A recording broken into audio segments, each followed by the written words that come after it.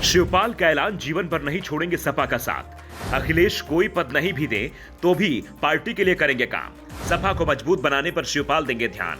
भतीजे को फिर से सीएम बनाने के लिए शिवपाल करेंगे काम।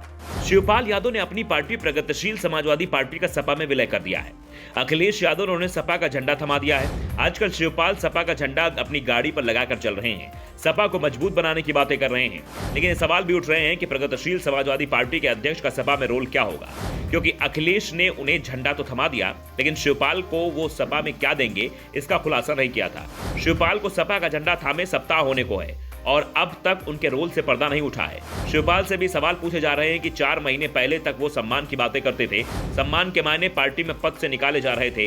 अखिलेश शिवपाल को पद देना तो दूर, पार्टी का नेता तक मानने को तैयार नहीं हो रहे थे, दूसरे किसी दल में जाने की नसीहत तक दे रहे थे। लेकिन मैनपुरी में हुए लोकसभा उपचुनाव ने कहानी को पूरी तरह से पलट दिया। चुनाव के बाद अखिलेश ने शिवपाल को सपा का झंडा दे दिया, लेकिन पद अभी तक नहीं दिया है। ऐसे में शिवपाल के विरोधी सवाल कर रहे हैं, चाचा को सम्मान कब मिलेगा? क्या एक बार फिर अखिलेश शिवपाल को पार्टी से किनारे लगा देंगे? सवाल शिवपाल के राजनीतिक भविष्य को लेकर उठ रहे थे, तो जवाब देने के लिए शिवपाल ही आगे आ गए। वैसे कुछ दिन पहले शिवपाल के बेटे आदित्य यादव ने संकेत दे दिए थे कि अखिलेश यादव ने उनके पिता को किस मिशन पर लगाया है, और कुछ उसी दिशा में संकेत शिवपाल ने भी दिए हैं। शिवपाल ने कहा कि अखिलेश यादव से उन्होंने कोई पद नहीं मांगा है। अगर सपा के अध्यक्ष कोई पद देंगे तो उसे स्वीकार करेंगे, नहीं देंगे तो भी कोई शिकायत नहीं करेंगे।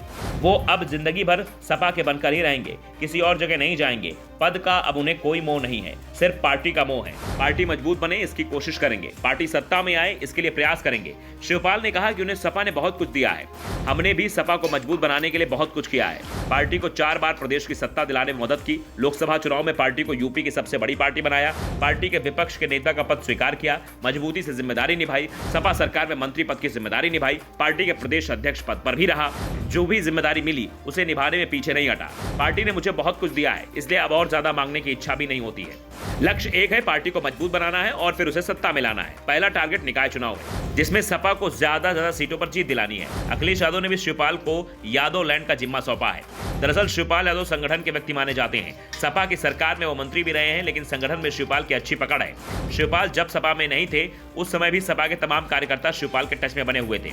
ऐसे में शिवपाल के साथ आने से सपा को कम से कम 1 दर्जन लोकसभा सीटों पर मजबूती मिली है, और बीजेपी को भी शिवपाल के सपा के साथ जाने के बाद अपनी रणनीति में बदलाव करने की नौबत आ गई है। खासतौर पर इटावा, मैनपुरी, फिरोजाबाद, कन्नौज, कानपुर, बदायूं, जालौन जैसे जिलों में बीजेपी को नए सिरे से रणनीति बनानी पड़ रही है। 2019 के लोकसभा चुनाव में बीजेपी ने शिवपाल के सहारे सपा के तमाम गढ़ों में सेंध लगा दी थी, लेकिन इस बार शिवपाल सपा के साथ खड़े हैं, इसलिए बीजेपी के लिए मिशन 2024 में कई मुश्किलें सामने आती हुई दिखाई दे रही हैं। Bureau report, the such India.